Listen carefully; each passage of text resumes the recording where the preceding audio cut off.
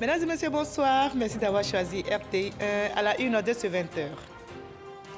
La fête nationale des États-Unis célébrée hier en Côte d'Ivoire. Le président Alassane Ouattara et des membres du gouvernement ont pris part à cette célébration marquant le 245e anniversaire des États-Unis. Les deux pays envisagent de renforcer et de diversifier leurs relations d'amitié et de coopération.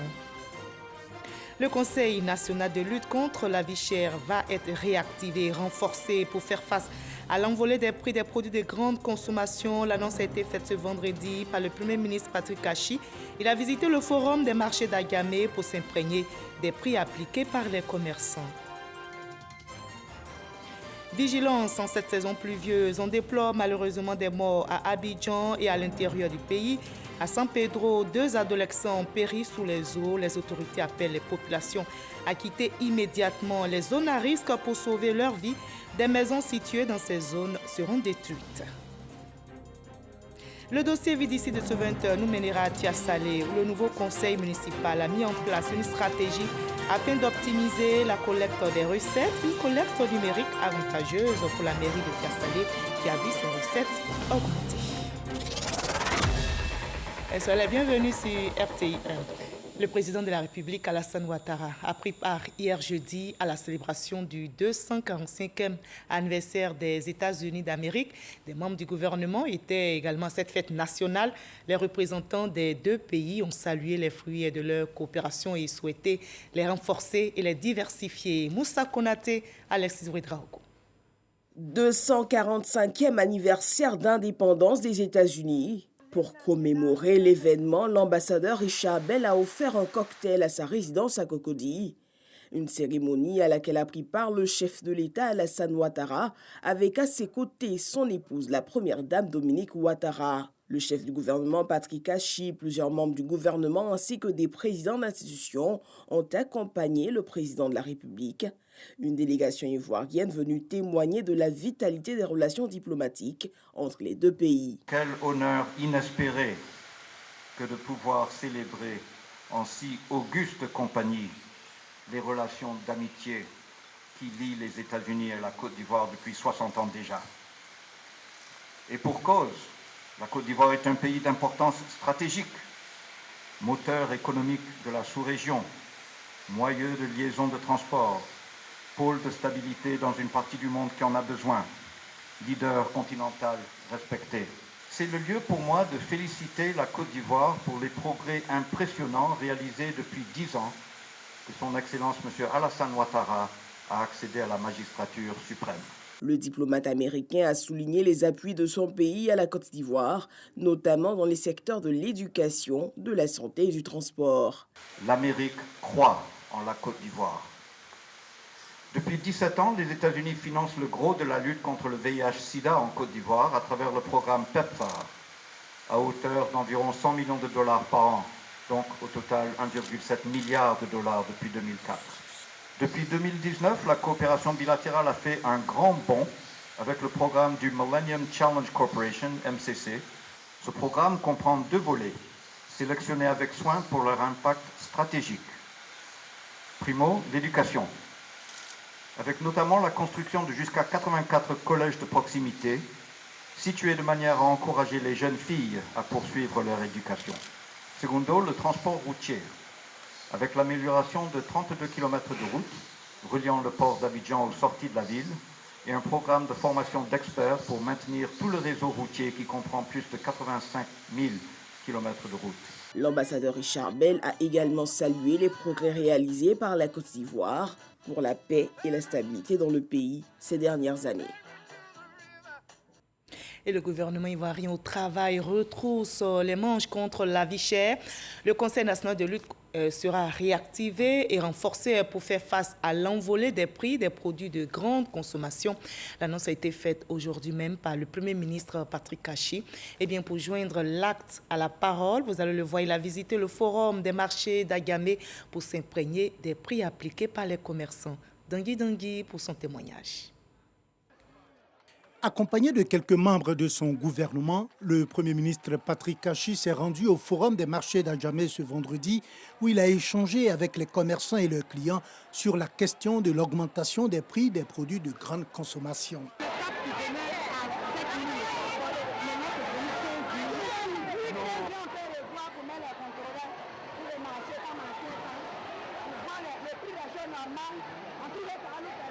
Patrick Kachi a ensuite visité une boulangerie juste à côté avant de lever un coin du voile sur les enjeux de cette visite surprise sur les marchés. On a vu un certain nombre de vendeurs, comme vous l'avez vu. On a écouté également des femmes qui sont venues faire le marché, qui nous ont dit leurs sentiments, leurs perceptions. Ça nous a permis de prendre la mesure de la réalité des choses. L'une des premières actions qui ressort de cette visite, en particulier du marché, c'est le renforcement du contrôle des prix. Il se fait régulièrement, mais tous souhaiteraient que ce contrôle soit renforcé parce qu'eux-mêmes ont le sentiment que les événements successifs qui sont survenus, soit le Covid, soit les questions liées à la pénurie circonstancielle d'électricité, ont été une opportunité, une occasion pour certains d'aller dans des augmentations inconsidérées et inexplicables.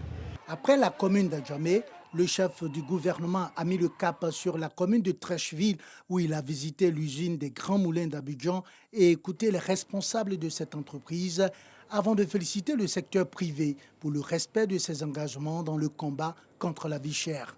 Ils ont joué le jeu et je voudrais saisir l'occasion pour les féliciter. Et à partir de la semaine prochaine, nous aurons déjà la première réunion du Conseil national de lutte contre la vie chère qui va donc définir les règles de travail qu'on aura pour, au fil des jours et du temps, arrêter secteur par secteur les problèmes qui se posent tout au long de la chaîne. Mais également rencontrer les acteurs de principales filières d'exportation pour voir dans quelle mesure on peut accroître de façon significative la valeur ajoutée, quels sont les points bloquants, qu'est-ce que l'État peut faire à leur côté pour que dans l'ensemble, leur exercice donc, de leur activité dans le métier s'améliore, s'accroisse, mais également que l'on puisse, pour les populations, avoir un spectre de produits beaucoup plus large à des coûts encore plus accessibles. Le gouvernement est résolu à protéger le panier de la ménagère sans détruire l'outil de production, selon le Premier ministre qui a reçu un peu plus tôt dans la matinée de ce vendredi le secteur privé à la primature où il leur a renouvelé l'engagement du gouvernement à être toujours à leur écoute. Les relations du secteur public et du secteur privé vont s'intensifier en termes d'écoute. Et notre rôle, ce sera d'accompagner notre secteur privé pour lui permettre d'être compétitif, pour lui permettre d'atteindre des niveaux de productivité qui lui permettent de faire également les efforts qu'on lui demande de faire au bénéfice des populations. Le chef du gouvernement a annoncé la fin du rationnement de l'électricité pour les ménages. Les industriels doivent attendre le 15 juillet prochain. Et puisqu'on parle aussi d'électricité, justement, le directeur général adjoint de la compagnie ivoirienne d'électricité, CIE, chargé de la distribution et de la commercialisation, était justement face à la presse aujourd'hui. Mathias Kwasi a fait le bilan des 8 semaines du programme de rationnement. Mais comment ce programme a-t-il été mené, aussi bien dans les ménages que chez les industriels? Élément de réponse avec Jean-Luc Mambo. Que retenir de ces 8 semaines de rationnement de la fourniture d'électricité? Globalement, 3 enseignements, selon le directeur général adjoint de la compagnie ivoirienne d'électricité. On peut constater qu'il y a eu un allègement progressif pratiquement aujourd'hui. Il n'y a plus de rationnement de 6 heures dans nos différents quartiers et localités. La proportion des ménages touchés par le rationnement, qui était au départ de 15%, est passée aujourd'hui à moins de 1%. La période d'alimentation des industriels, qui était de 48 heures par semaine au début de l'opération, est passée aujourd'hui à 96 heures. Résultat des efforts entrepris par l'ensemble des acteurs du secteur électrique ivoirien, le directeur général adjoint est toutefois revenu sur ce qui est considéré comme la période la plus difficile du rationnement. Il s'agit de la semaine du 17 au 23 mai. Avec un impact de plus de 20% des clients chaque jour concernés par les rationnements de la plage de 6 heures. Et pendant cette semaine-là, les clients ont été rationnés 6 jours sur 7. La tendance était plutôt positive pour les 7 autres semaines qui ont suivi, c'est-à-dire sans aléas majeurs, permettant parfois de réduire les temps de coupure initiaux. Le directeur général adjoint s'est également satisfait de l'engouement des populations autour des canaux digitaux mis en place pour gérer le programme de rationnement. Et tout est bien, qui finit bien. Les boulangers qui menaçaient d'entamer une grève à partir de lundi prochain ne le feront plus. Le haut patronat des boulangers et pâtissiers de Côte d'Ivoire suspend donc son mot d'ordre d'arrêt de travail. C'est bien le résultat d'un accord tripartite trouvé entre les boulangers, les meuniers et le gouvernement. Je vous propose d'écouter la déclaration du président du haut patronat des boulangers. C'est au micro de Lansine Bakayoko. Après plusieurs séries de négociations avec la tutelle du ministère du Commerce, nous venons à présent procéder à la suspension de notre mot d'ordre pour nous inscrire dans le cadre de dialogue ouvert par le gouvernement. Nous avions appelé, n'est-ce pas, nos pairs à maintenir le prix des 150 francs. Nous appelons les boulangers à travers l'étendue du territoire national à continuer leurs activités professionnelles et de nous faire confiance. Nous allons continuer les négociations avec l'autorité. On en arrive à notre dossier VDC de ce 20h. Je vous conduis ce soir à Tia-Salé, où le nouveau conseil municipal a mis en place une stratégie afin d'optimiser la collecte des recettes. Une collecte numérique qui s'avère payante pour la mairie de Tia-Salé. Vous allez le voir, les recettes, elles sont passées de 300 millions à près d'1 milliard de francs CFA. Et ces fonds sont suivis en temps réel par l'opérateur technique et le trésor public. De quoi instaurer une gestion saine, nous explique Didier Nguessan dans le dossier VDC que je vous invite à suivre.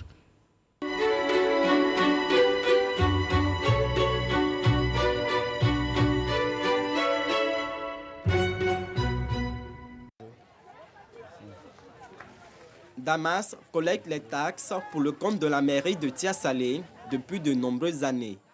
En contrepartie de l'argent reçu des commerçantes, il leur remet désormais un reçu imprimé via cette machine. Il y a plus d'1 an, le reçu était manuel, ce qui entraînait souvent des déperditions entre les sommes collectées sur le terrain et l'argent réellement déclaré au régisseur de la mairie. Avant là, il y a le régisseur qui fait nos comptes. Il sait si il y a macaroni, il dit mais pourquoi il y a macaroni, soit la personne n'est pas là.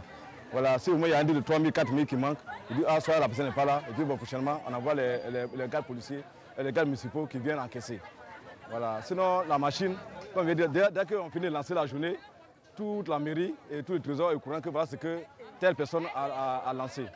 Voilà, c'est ce qui fait la différence entre les valeurs naturelles et puis la machine. La digitalisation du recouvrement des taxes municipales est un projet de l'Union des villes et communes de Côte d'Ivoire, UVICOSI. Il vise à augmenter les recettes propres des mairies. Une vingtaine de communes s'y intéressent.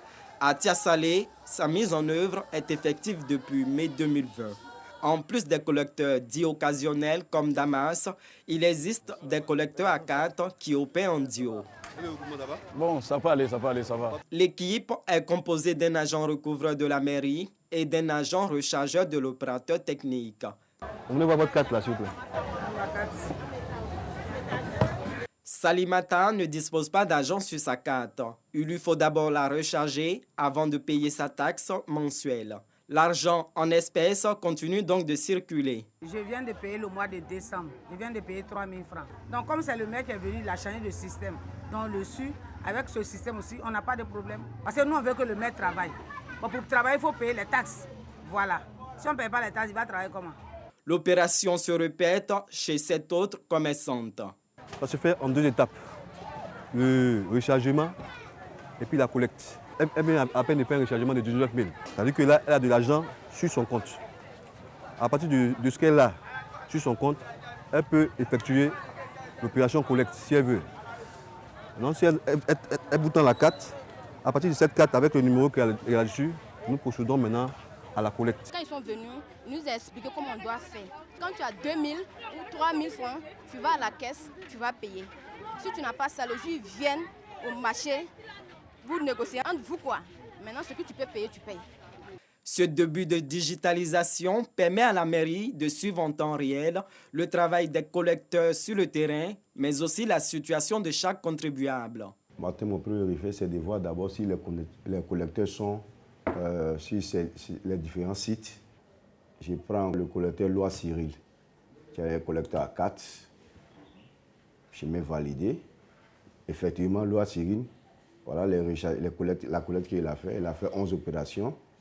Le montant total est de 40 000 francs. Vous voyez que le tableau est affiché 0,0. Donc, actuellement, le collecteur Marie n'est pas sur le terrain.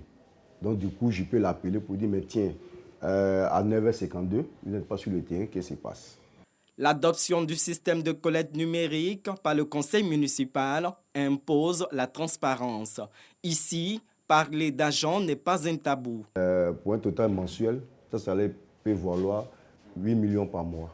Détaché de Ndoussi, ville voisine désormais érigée en commune, Tiasalé paie une partie de ses recettes et s'adapte. Tiasalé Ndoussi, on était autour de 750 millions.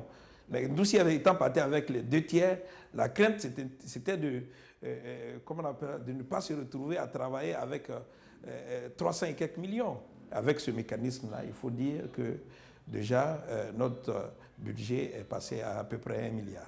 Ce projet de recouvrement digital a permis d'identifier 1178 contribuables à Tiasalé, un atout prévisionnel et un outil de prospection. Il faut avoir des chiffres qui sont corrects, qu'on peut vérifier sur le terrain et qu'on peut effectivement mobiliser. Et donc c'est un avantage pour un élu de savoir que quand il va discuter avec un partenaire, il a une visibilité sur la progression de ses ressources propres et donc met ça dans la balance pour pouvoir prendre des engagements vis-à-vis des partenaires sérieux. Notre objectif est de booster à hauteur de 45% en moins de 6 mois nos ressources propres. Et donc c'est pour ça que nous avons opté pour la collecte numérique. C'est d'ailleurs un système qui est approuvé par l'État de Côte d'Ivoire à travers un décret pris par le chef de l'État qui permet à une structure d'être sur le terrain et de travailler avec les collectivités. Ce maillage contribue à booster les ressources propres de la commune et garantit une certaine traçabilité. Avec le système numérique, la mairie ne touche plus l'argent. Le maire ne voit plus un rond, puisque c'est de façon numérique que les fonds sont transférés sur un compte dédié au Trésor. Et donc, ça oblige les élus que nous sommes à être encore plus transparents, puisque à partir d'un logiciel, le Trésor, depuis leur bureau, suit en temps réel l'évolution des collectes sur le marché. Donc, un tel système est une garantie de transparence. Optimiser les fonds propres de la commune afin d'autofinancer les projets de proximité. En un an de mise en œuvre, le paiement électronique des taxes municipales à Tiasalé donne des résultats probants. Voilà, quand le recouvrement digital augmente les recettes de la mairie de Tiasalé, c'était le dossier Vidici réalisé pour vous par Didier Nguessan. Nous sommes bien en saison pluvieuse, ne baissons donc pas la garde. Malheureusement, un drame est survenu la nuit dernière dans la commune d'Atekoubé, précisément à Mosikro. 2 personnes ont perdu la vie dans un éboulement suite aux pluies diluviennes. Cette zone à risque est malheureusement occupée encore par les populations. Le maire d'Atekoubé et d'Anpoulin appelle à quitter immédiatement ces zones. Didier Nguessan. Atekoubé, quartier Mosikro. Les riverains sont en deuil. Ce pont de terrain, fragilisé par l'eau de ruissellement et la pluie d'hier, s'est effondré sur cette maison. 2 personnes, des chauffeurs de taxi, y ont perdu la vie. L'une des victimes venait d'être père pour la seconde fois. La veuve est étreinte par l'émotion. Comme j'étais enceinte, là, il a accouché par césarienne. Donc, il s'est parti en famille. Maintenant, où on habitait, ils ont cassé. Donc, il allait chez son ami en attendant qu'on va voir maison. Donc, c'est ce matin, son papa m'a appelé pour me dire qu'on dit qu'il est décédé. Donc, il essaie d'aller voir là-bas. Il essaie de trouver cette maison qui est tombée. Il partait dormir son patron. Bon, matin, bonheur, on m'appelle que non, la maison de mon grand frère est tombée. Je ne sais pas comment annoncer ça à la veille. C'est sur lui je compte. Bon, lui n'est plus là. Je ne sais pas comment il fait. Une vingtaine de locataires sont également sinistrés. Informés du sinistre, le maire d'Anpoulin et la ministre de la Solidarité et de la lutte contre la pauvreté, Miss Belmondogo, sont sur le terrain. L'un pour soutenir et reloger ses administrés, l'autre pour apporter la compassion du gouvernement. Nous réitérons encore une fois de plus que la responsabilité des personnes qui prennent le grand risque de braver les autorités municipales, de braver les consignes de sécurité édictées par l'ONPC conduisent toujours au drame. Cette fois-ci, en même temps que nous déplorons la situation, nous sommes obligés de sévir. Nous allons donc amorcer la procédure contre ces marchands de sommeil qui taillent les flancs de collines et mettent la vie des populations en danger. Donc la personne qui a construit sur ce bâtiment, aujourd'hui, est entendue par la police et nous ferons en sorte que toutes les personnes qui continueront à occuper les zones à risque fassent l'objet de poursuites judiciaires. Le gouvernement est venu de Yako avec la présence de monsieur le maire. C'est bien de soutenir les familles vivantes et non de soutenir les familles endeuillées. Et nous profitons de l'occasion que vous nous donnez pour demander aux familles de quitter les lieux qui ont été identifiés comme zone à risque. Le rôle du gouvernement n'est pas d'enterrer les Ivoiriens, mais c'est de soutenir les Ivoiriens pendant qu'ils sont en vie et de permettre aux Ivoiriens d'avoir un mieux-être. Classé zone à risque, ce secteur du quartier Mosikro est toujours habité. Le maire d'Anhaut-Paulin annonce la démolition imminente des maisons à flanc de colline. Voilà, vigilance en cette saison pluvieuse. Espérons que l'appel sera entendu. On déplore malheureusement encore des morts à l'intérieur du pays. À San Pedro, précisément, 2 adolescents ont péri sous les eaux. Les autorités appellent toujours les populations à quitter immédiatement les zones à risque afin de sauver leur vie. Des maisons situées dans ces zones à risque seront détruites. Le témoignage est signé Sam Kona. Les pluies diluviennes continuent de tomber sur San Pedro, causant des pertes en vie humaine et des dégâts. 2 enfants sont morts par noyade au quartier Bardo. À la rue des Maquis, à Seweke, l'un des points chauds de la ville en cette saison des pluies, les gros camions qui forcent le passage ont creusé de gros trous, empêchant la circulation. Au grand désarroi des vendeuses de nuit. Ça fait plus de 2 semaines. C'est ici les gros camions là passent. Ça fait qu'ils ont gâté la route là. Ils ont creusé les gros trous. Ça fait que les clients ne peuvent pas sortir pour venir. Même auto même ne peut pas passer. Au quartier Cité, devant la préfecture de police, la voie est inondée. Difficile de circuler. Les rares véhicules qui tentent l'expérience payent cash. Face à ces inondations, le maire de la ville entend prendre des dispositions pour éviter le pire. Une visite des zones à risque est vite entreprise. Première étape, la zone de vente de bois, à proximité du fleuve San Pedro. Ici, tout se fait avec des pirogues. Ensuite, le quartier Sotref. L'eau est visible partout, comme dans cette cour où les toilettes sont restées dans l'eau. Depuis il pleut là, on ne peut plus rentrer. On ne sait pas comment on va faire. Avec les enfants même jouent dans l'eau là. Alors que c'est maladie, on ne sait pas comment on va faire. Un ferrailleur, leur voisin, ne sent pas encore ce danger. Il fait même des branchements à risque. Peu après, nous voici au Bardo 16-1. Ici, une maison risque de s'écrouler. Un peu plus loin, le propriétaire de ce bâtiment, lui, n'a pas ce problème. Il préfère rester dans le bas-fond, loin des bruits. Le premier magistrat de la ville ne comprend pas ce comportement. Vous avez des gens qui construisent les week-ends, des gens qui construisent en pleine nuit. Vous venez, vous faites arrêter un chantier, le lendemain ou 3 jours après, quand vous arrivez, les murs sont élevés, la maison a une toiture déjà. Je ne peux pas arriver à comprendre que des gens qui ont des moyens pour construire n'aillent pas prendre des terrains dans des zones normales et qui viennent construire dans des bas-fonds. Quel est ce plaisir à mettre sa famille en danger? Et je crois qu'à un moment donné, je l'ai dit au procureur, nous allons poursuivre certaines personnes pour non-assistance à personne en danger. Enfin, nous voici à Belleville, quartier Fin-Goudron. Ici, les maisons sont dans l'eau. On vit, on survit. Pour le maire de la ville, Félix Anoblé, il faut prendre des mesures d'urgence. Nous avons eu 2 enfants déjà qui sont morts par noyade dans cette zone. J'appelle tous ceux qui habitent donc dans les bas-fonds à déménager dès maintenant pour aller dans les centres d'accueil qui ont été donc réservés par M. le préfet pour accueillir ces populations. En attendant donc la fin de la saison des pluies, mais dans le même temps, des maisons donc, qui sont considérées comme des maisons dangereuses, on sera obligé de les détruire. Les premières familles victimes de cette saison des pluies sont déjà hébergées dans cette école primaire, au quartier Sotref. Voilà, il faut donc quitter immédiatement ces zones à risque. On reste également mobilisé au plan sanitaire contre la pandémie de Covid-19 qui sévit dans le monde. Voyons les chiffres du jour dans notre pays.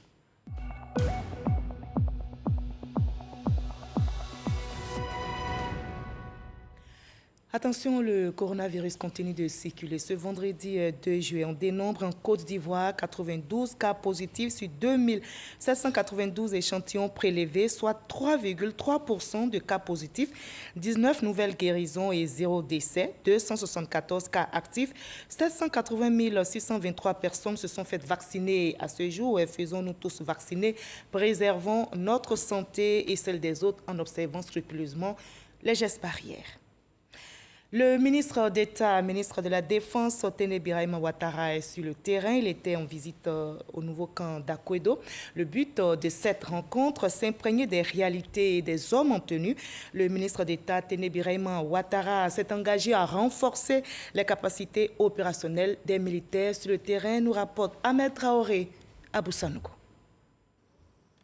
Le ministre d'État, ministre de la Défense, Téné Birahima Ouattara, en visite au camp militaire d'Akwedo. Une visite des casernes et structures de défense pour s'enquérir des conditions de vie et de travail des militaires. Téné Birahima Ouattara, accompagné du chef d'état-major général des armées, le général de corps d'armée Lassina Doumbia, a au nom du président de la République, chef suprême des armées, félicité ces hommes pour leurs actions en faveur de la sécurité des Ivoiriens et leur engagement dans la lutte contre le terrorisme. Le ministre d'État, ministre de la Défense, a aussi dit l'engagement du chef de l'État et du gouvernement d'accroître les capacités opérationnelles de l'armée. Le président de la République nous a demandé de tout faire pour être à côté des troupes, pour voir dans quelle mesure est-ce que nous pouvons leur apporter donc le confort nécessaire, devant leur permettre de faire face aux nouveaux défis sécuritaires. Je m'emploierai, bien entendu, avec le soutien donc, de toutes les troupes, de faire en sorte que nous puissions créer des conditions meilleures de vie, de sécurisation aussi des populations à l'endroit des soldats. Téné Birahima Ouattara a rendu hommage à son prédécesseur, Ahmed Bakayoko. Je suis agréablement surpris, pour tout vous dire, et cela je dois en toute sincérité féliciter mon prédécesseur, le Premier ministre Ahmed Bakayoko, qui a essayé donc de poser des actes concrets. Téné Birahima Ouattara sera dans les prochains jours à la caserne de gendarmerie d'Agban. Le ministre du Budget du portefeuille de l'État était devant les députés pour présenter 3 projets de loi de ratification, au nombre desquels le projet de ratification portant légalisation du régime fiscal et douanier de l'accord de développement du projet de zone économique industrielle à Abidjan, Késédougou et San Pedro.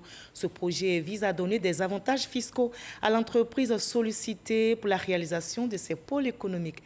Explication détaillée avec Konaté Moussa. L'État de Côte d'Ivoire prévoit la création de 3 zones économiques industrielles à Abidjan, Késédougou et San Pedro. La société Airways Ivoire, sollicitée pour cette initiative, va bénéficier de certains avantages. Les députés viennent d'adopter en commission le projet de ratification de loi portant légalisation du régime fiscal et douanier de l'accord de développement du projet de zone économique industrielle. Le montant des investissements effectués par la société Airways Ivoire dans le cadre de ce projet est estimé à plus de 1 000 milliards de francs CFA. Sa réalisation nécessite de la part de l'État la mise en place d'un environnement favorable, notamment en matière fiscale. L'État s'est donc engagé à accorder à la société Airways Ivoire un régime fiscal et douanier spécifique, dérogeant aux dispositions des droits communs. Les avantages fiscaux et douaniers portent principalement sur l'exonération de TVA et de droits de douane, sur les acquisitions de biens et services nécessaires à la réalisation du projet, l'exonération d'impôts sur les bénéfices d'impôts fonciers et de contributions des patentes, et la défiscalisation des intérêts des prêts bancaires contractés. Le coût des avantages contenus dans la dite convention fiscale est estimé à 14 milliards de francs CFA. Le ministre Moussa Sanogo a également exposé sur 2 autres projets de ratification de loi également adoptés par les députés. Il s'agit de la mise en œuvre de la 2e phase du démantèlement tarifaire dans le cadre de l'accord de partenariat entre la Côte d'Ivoire et l'Union européenne et la mise en œuvre des 1re et 2e phases du démantèlement tarifaire dans le cadre de l'accord de partenariat économique entre la Côte d'Ivoire, le Royaume-Uni de Grande-Bretagne et l'Irlande du Nord. Une mission ivoirienne, une mission du ministère ivoirien de l'Éducation nationale est à l'école sénégalaise. Son but, s'abreuver aux sources de ce qui fait sa force dans l'optique de l'organisation des États généraux et de l'éducation dans notre pays, des États généraux déjà organisés par le Sénégal en 2015 avec à la clé un système éducatif avec des performances et notre pays qui ambitionne de rendre meilleur son système éducatif entend s'inspirer des forces et faiblesses des systèmes d'autres pays. Hervé Blé est notre envoyé spécial à Dakar. Pas de répit pour les membres de la mission d'imprégnation du système éducatif sénégalais. Depuis lundi, les séances d'échange et de partage d'expériences se succèdent pour la délégation du ministère de l'Éducation nationale et de l'alphabétisation ivoirien.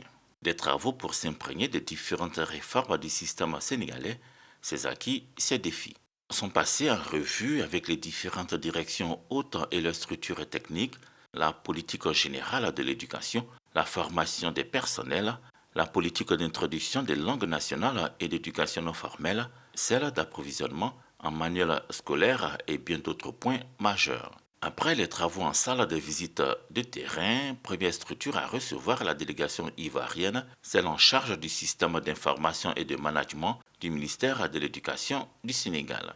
Là, c'est l'évolution des absences et des retards cumulés par mois. Autre structure à visiter, la direction des examens et concours, la DESCO, la sécurisation des épreuves, le financement du processus, l'évaluation des élèves sont au nombre des questions abordées ici. Nous avons des critères, nous évaluons en fonction des critères. Il y a ce qu'on appelle l'autonomie et l'indépendance des critères. Nous avons défini des critères, par exemple, quand je prends en mathématiques, un élève est pertinent parce qu'il est pertinent quand il pose l'opération normalement. Il sait que cette opération, ce problème-là, pour le résoudre, cette difficulté, il faut poser une division, une règle de forme. Donc celui-là, il est pertinent. Mais il peut buter à la difficulté de la justesse. Donc on définit un barème tel que on le note en pertinence et on définit également une note pour la justesse, pour l'exhaustivité, pour beaucoup de critères. Et avec l'autonomie des critères, en principe, l'élève ne doit pas être sanctionné 2 fois. Pas le même public, mais on a des choses qu'on peut répliquer, qu'on peut transférer très aisément. Au total, on a eu une très bonne visite et nous avons accumulé un nombre de données que nous allons donc partager ensemble au sein du ministère. La réunion de restitution des travaux est prévue en présence de Mariatou Kone, la ministre de l'Éducation nationale et de l'alphabétisation, et de Mamadou Talla, son homologue du Sénégal. La Côte d'Ivoire, en s'intéressant aux performances d'autres systèmes éducatifs, se donne ainsi les moyens de réussir ses états généraux de l'éducation pour une école ivoirienne de qualité. On l'a fin hier jeudi de cette mission d'échange et de partage d'expériences entre le ministère de l'Éducation nationale de l'alphabétisation de Côte d'Ivoire et celui de l'Éducation nationale du Sénégal. 8 thèmes majeurs ont été abordés, entre autres la politique générale de l'éducation au Sénégal, les réformes budgétaires, le cadre organisationnel de l'enseignement privé, le dispositif d'évaluation et de certification. La ministre Mariatou Kone s'est réjouie des bons résultats de cette mission au Sénégal avec pour objectif s'imprégner des meilleures pratiques et apprendre des expériences réussies en matière d'éducation, formation et d'alphabétisation. Le reportage complet de notre envoyé spécial au Sénégal, Hervé Blé. Mis en place le 26 avril dernier par la volonté du ministre des Sports Paulin Claude Danho, le comité d'organisation de la participation ivoirienne aux Jeux olympiques de Tokyo 2020 a présenté ses travaux à l'ensemble de la presse sportive. À quelques semaines donc du départ pour Tokyo, la mission est plutôt claire, ramener au moins 3 médailles des JO, nous rapporte Salif Ouattara. Face aux conditions sanitaires liées à la Covid-19, le ministère en charge du sport et le comité national olympique ont réfléchi durant des semaines à la stratégie à mettre en place pour une meilleure participation aux Jeux olympiques de Tokyo. Les autorités japonaises ont demandé des délégations restreintes. La Côte d'Ivoire compte 64 représentants répartis comme suit. Le chef de délégation et son adjoint, 28 athlètes individuels, les membres de la sélection nationale de football U23, 15 encadreurs et 3 représentants de la presse sportive ivoirienne. Conformément au protocole Covid-19, la Côte d'Ivoire participera au défilé d'ouverture des JO avec 6 représentants. Le drapeau sera porté par la sprinteuse Talou Marie-José, le taekwondoïne Sissé Cheikh Salah Junior et le rameur Franck Ndrikwadjo. Il faut savoir qu'à ce jour, tous les athlètes qualifiés, les encadreurs et les officiels retenus sont inscrits dans le système d'accréditation. au titre de l'hébergement. Toutes les dispositions ont été prises pour l'ensemble de la délégation ivoirienne. Le ministère en charge des sports entend être transparent sur l'ensemble des primes allouées aux athlètes et leurs encadreurs pour cette campagne olympique. Au niveau des primes de qualification, les athlètes qualifiés recevront la somme de 3 millions de francs CFA, quand les athlètes invités percevront 1 million de francs CFA. Quant aux primes d'objectifs, le barème est plutôt clair. 10 millions en cas de médaille d'or, 7 500 000 en cas de médaille d'argent et 5 millions en cas de médaille de bronze. L'État a dégagé tous les moyens pour assurer une bonne préparation, pour assurer une bonne participation et pour assurer une bonne motivation de l'ensemble de nos athlètes, parce qu'ils sont porteurs de valeurs, ils sont porteurs d'un flambeau. Dr Alangba Eric a été désigné officier Covid-19 de la délégation ivoirienne. Le 9 juillet 2021, le ministre Paulin Claude Danho procédera à la remise d'équipements à la délégation ivoirienne. Et l'Ivoirienne Marie-Josée Tallo fait déjà honneur à notre pays. Le drapeau ivoirien flotte fièrement dans le ciel de la Norvège en prélude à ces Jeux olympiques de Tokyo 2020. La porte-drapeau pour les Jeux de Tokyo et sprinteuse ivoirienne Marie-Josée Tallo vient de remporter l'or à Oslo, en Norvège, en 10 secondes 91. Quelle belle performance pour notre compatriote. Et c'est ici que l'on s'arrête, vous l'avez compris, ce journal est terminé. Très belle soirée, surtout prenez soin de vous. Je vous retrouve avec le même plaisir demain 20h.